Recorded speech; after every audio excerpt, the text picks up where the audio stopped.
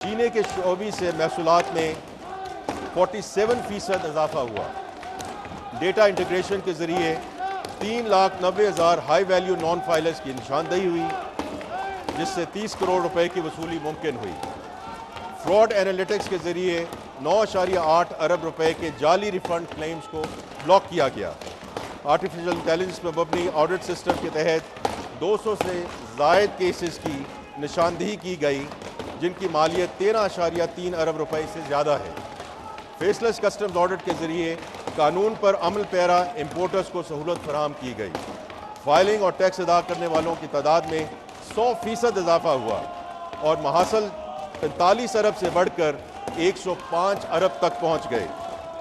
1 جولائی سے، اور جناب اسپیکر یہ بہت امپورٹنٹ بات ہے کہ 800 کالمز والا ریٹرن سادہ فارمیٹ میں تبدیل کر دیا جائے گا، جس میں صرف 7 بنیادی معلومات درکار ہوں گی۔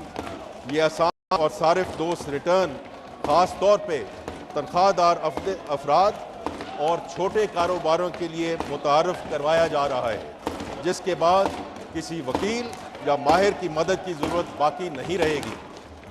سب سے اہم بات یہ ہے کہ تاریخ میں پہلی بار IMF نے قوانین کی انفورسمنٹ کے ذریعے 389 ارب روپے کے محصولات کو باضابطہ تسلیم کیا ہے۔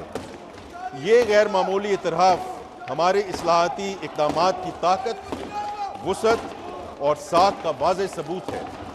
دوسرے الفاظ میں جناب اسپیکر، یہ IMF کا پاکستان کی اصلاحات پر اعتماد کا مظہر ہے۔ جو لوگ منی بجٹ کا ڈھنڈورا پیٹ رہے تھے، میں بڑے ادب سے ان دوستوں کی خدمت میں عرض کرنا چاہتا ہوں کہ کوئی منی بجٹ نہیں آیا اور نہ ہی کوئی اضافی ٹیکس لگایا گیا۔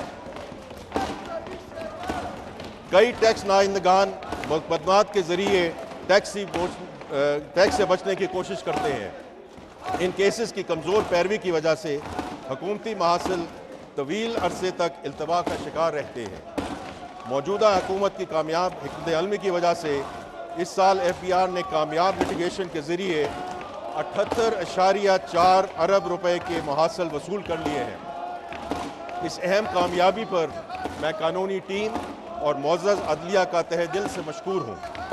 اس کے علاوہ عدالتوں میں ADR سے متعلق ایک مقدمے کو نیگوشیٹڈ سیٹلمنٹ کے ذریعے حل کیا گیا، جس سے قومی خزانے کو 77 ارب حاصل ہوئے۔